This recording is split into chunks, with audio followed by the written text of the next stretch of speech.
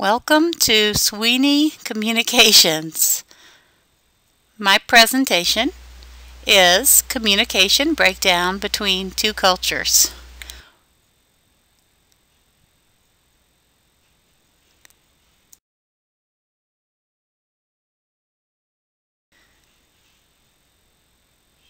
First, I have a quotation from DeVito about cultural differences. Cultural differences exist across the interpersonal communication spectrum, from the way you use eye contact to the way you develop or dissolve a relationship.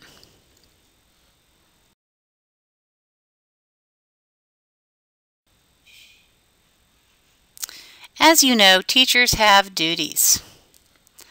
And this presentation is about a communication breakdown. The teacher is required to make telephone calls to the parents of her international students. The goal is to make parents become more involved and to let them receive some positive communication as opposed to always receiving negative communication. The teacher, Mrs. Ingalls, has not made any negative communication in the past, but you never can tell when a teacher will have to call and let the parents know that the child is in trouble or the child has a bad grade. Instead, the principal would like for everyone to know that the child is also doing well. We have the quantity principle of communication. The quantity principle requires that you only be as informative as necessary to communicate your intended meaning. Miss Ingalls adheres to this principle.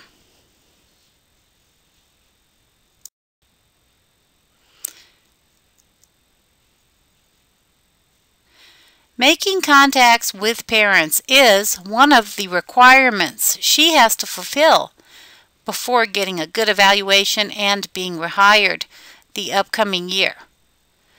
Mrs. Ingalls really does want to give positive communication to the parents, but it's going to be very difficult for her because she has to deal with conveying messages to people from other cultures and whose second language is English. Of course, we know that positive communication is extremely important. Positive communication lets parents know about their children's positive achievements.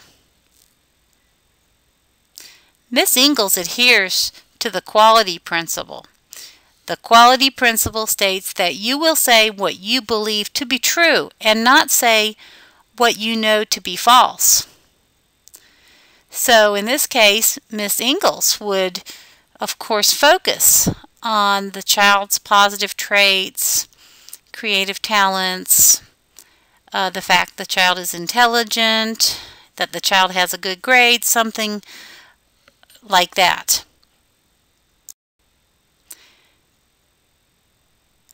Making telephone calls home can be a challenge for ESOL teachers and for teachers of international students. Parents may think their children are in trouble. In some countries, teachers only call when the children are experiencing problems.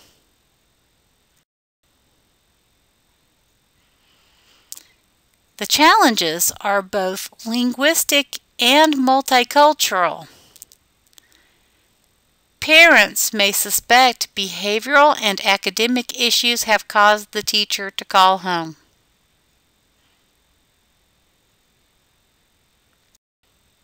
So, Mrs. Ingalls calls the parents. She calls all of the parents. This is a requirement. She calls 9 families. She speaks some Spanish and/or English with parents.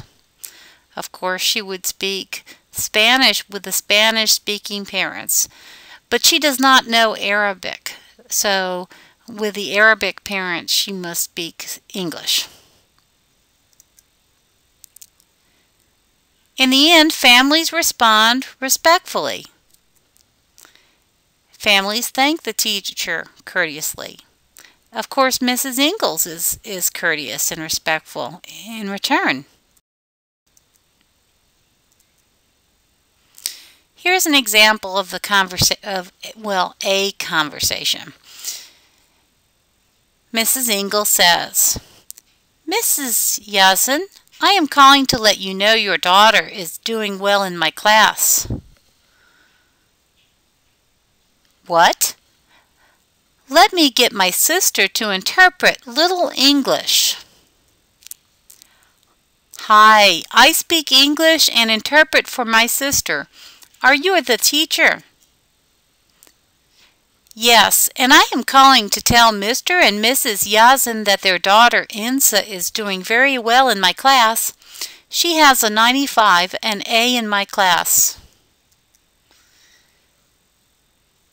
"What has my niece done?"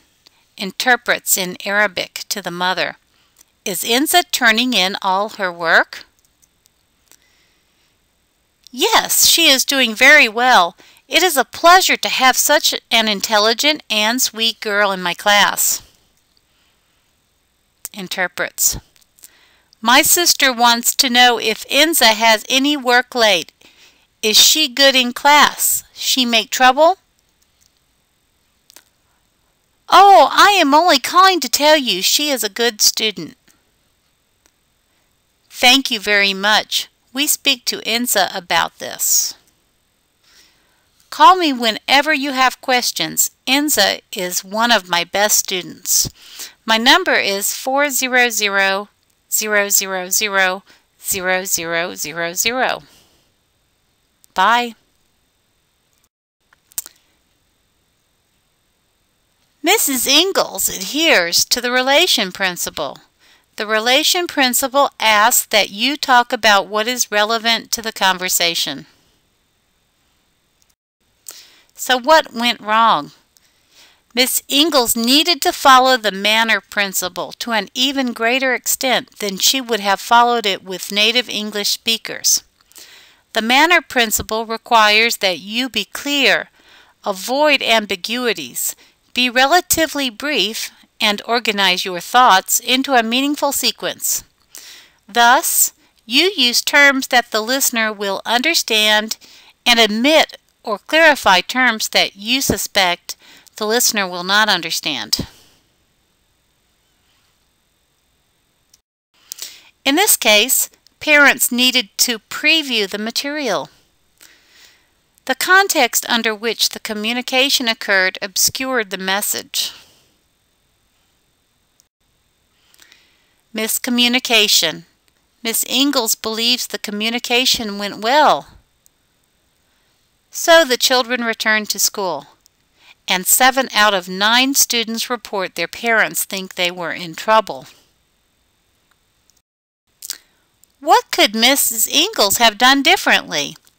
Miss Ingalls wants to let parents know their children are performing well. 7 out of 9 parents interpreted the call through their cultural lenses.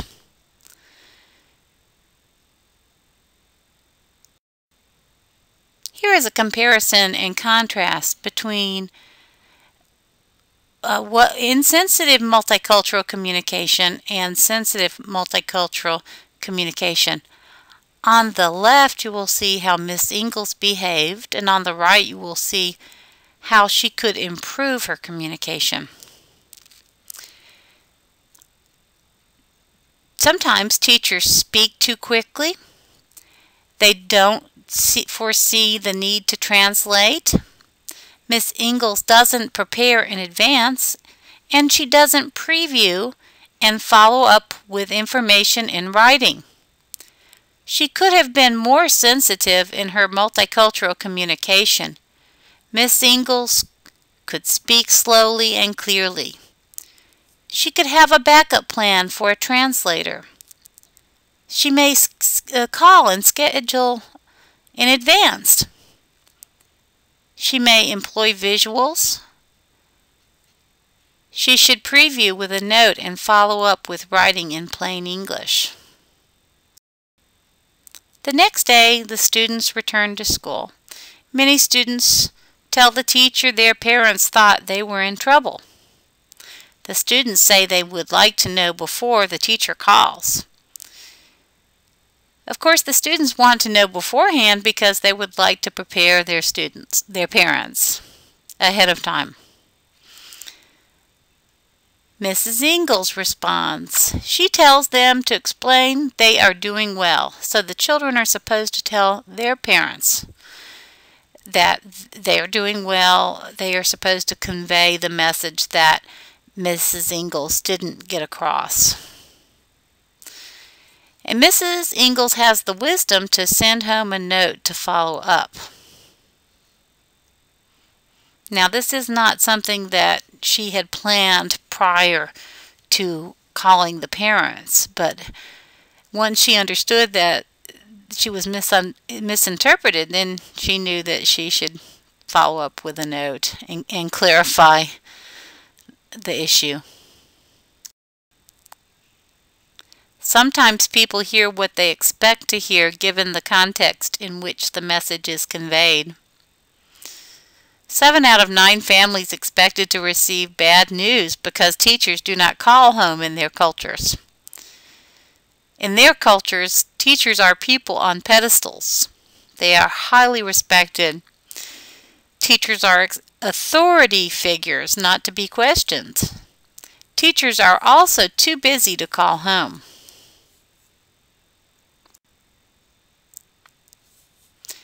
Now, this communication could have been handled differently.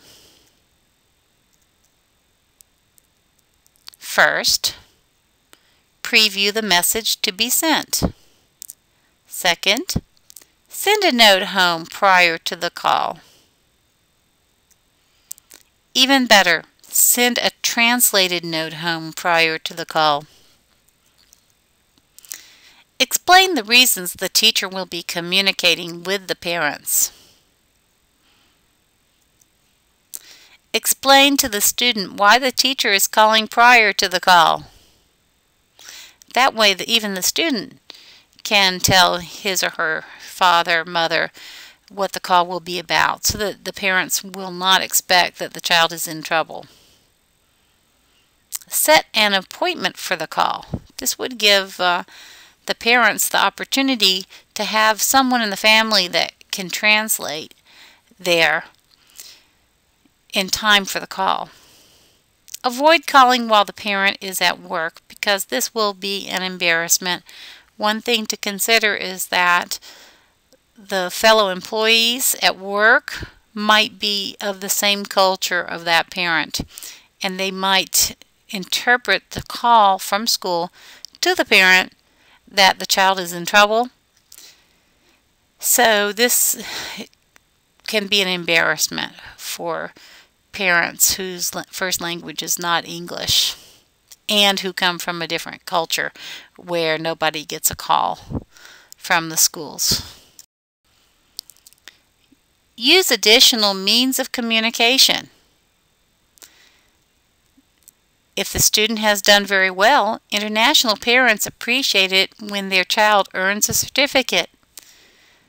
Teachers can make mini certificates. They're just small 6-inch certificates or 4-inch certificates, and even regular certificates.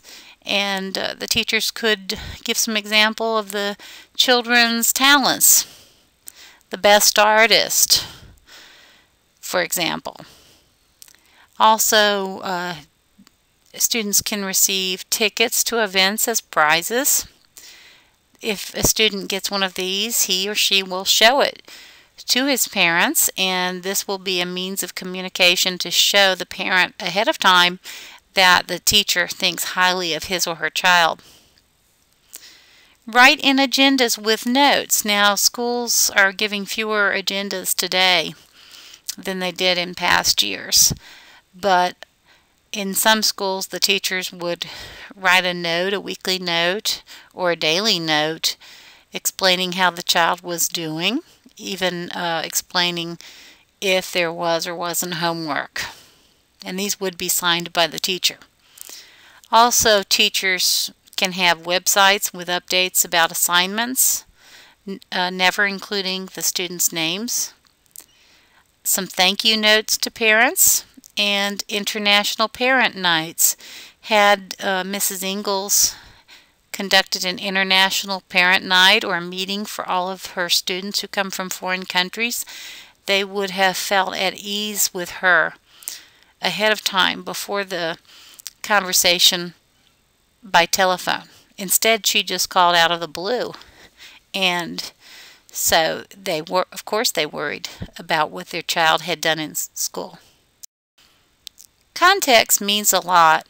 Reinforcements help get the message across, and so some of the things that I mentioned in the end, the certificates, the international night meetings, these are some reinforcements so that the teacher's call will be more welcome.